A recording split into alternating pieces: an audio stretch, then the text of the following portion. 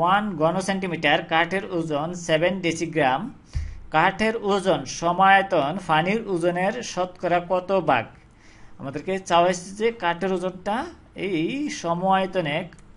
সমায়তনে পানির ওজন একই আয়তনে বলা হয়েছে যে একই আয়তনে পানির তুলনায় কাঠের ওজনটা শতকরা কত ভাগ, আমাদেরকে 100-তে কত ভাগ বলা হয়েছে বের করতে।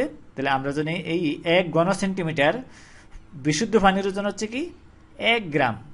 তাহলে আমরা যদি 1 ঘন সেন্টিমিটার কাঠের ওজন সমায়তনে যদি আমরা এরকম ধরি যে এই 1 ঘন সেন্টিমিটার কাঠের ওজন যদি এরকম হয়, এটার এই দিকে 1 সেন্টিমিটার লম্বা, উপরের দিকে এটাও 1 সেন্টিমিটার, এবং আমরা যদি এই প্রস্থ যদি 1 সেন্টিমিটার, তাহলে এটা যদি কাঠ ধরা হয় তাহলে এর ওজন হবে 1 ঘন সেন্টিমিটার, এর ওজন হবে 7 ডেসিগ্রাম।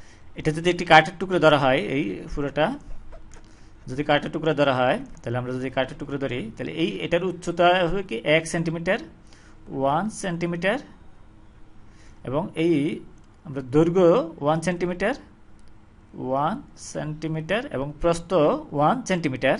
তাহলে এটা কি দৈর্ঘ্য প্রস্থ উচ্চতা সমান গুণ করলে কি 1 ঘন সেন্টিমিটার পাওয়া যায়। তাহলে এই 1 ঘন সেন্টিমিটারের পানির ওজন, এই কাঠের ওজন হচ্ছে কি 7 ডেসিগ্রাম।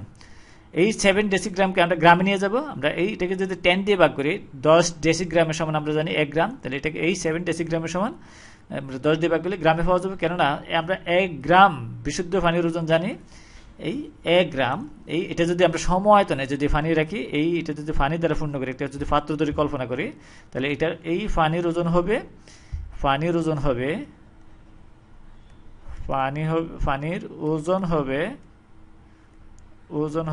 1 গ্রাম।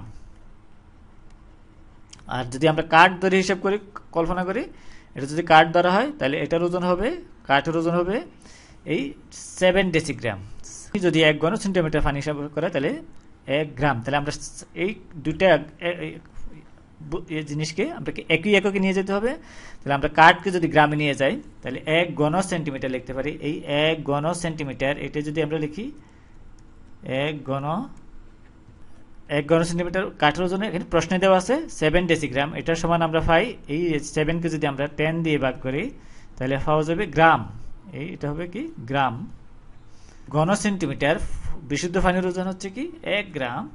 1 ঘন সেন্টিমিটার পানির ওজন হচ্ছে কি 1 গ্রাম। আমরা জানি। তাহলে আমাদের কাছে কাঠের ওজনটা শতকরা হিসেবে পানির তুলনায় কত, এই কাঠের ওজন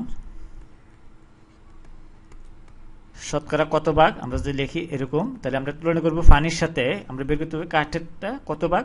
তাহলে আমরা যদি কাঠের ওজনটা উপরে লিখি, কাঠের ওজন উপরে হবে কাঠের ওজন, নিচে হবে পানির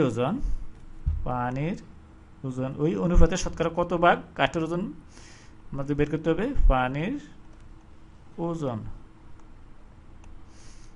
ইনটু শতকরা কত ভাগ, 100-তে কত ভাগ আমাদেরকে এটা বের করতে হবে, এত ভাগ। এরপর যদি আমরা লিখি এইভাবে আসে, এই কাঠের ওজন হচ্ছে কি 7/10। আমরা এখানে এই সমায়তনে আমরা কাঠের ওজন বের করছি, 1 ঘন সেন্টিমিটার কাঠের ওজন হচ্ছে 7/10, পানির ওজন হচ্ছে 1 গ্রাম। আর শতকরা কত ভাগ, শতকরা মান আমরা পাই। তাহলে আমরা পাই এখানে এটা ইনটু আমরা যদি লিখি 100 ইনটু এত ভাগ আমরা যদি লিখি, তাহলে এটা সমান আসে, তাহলে উত্তর 70 ভাগ। শতকরা কত ভাগ, 70 ভাগ। সুতরাং 70% লিখতে পারি। সুতরাং 70%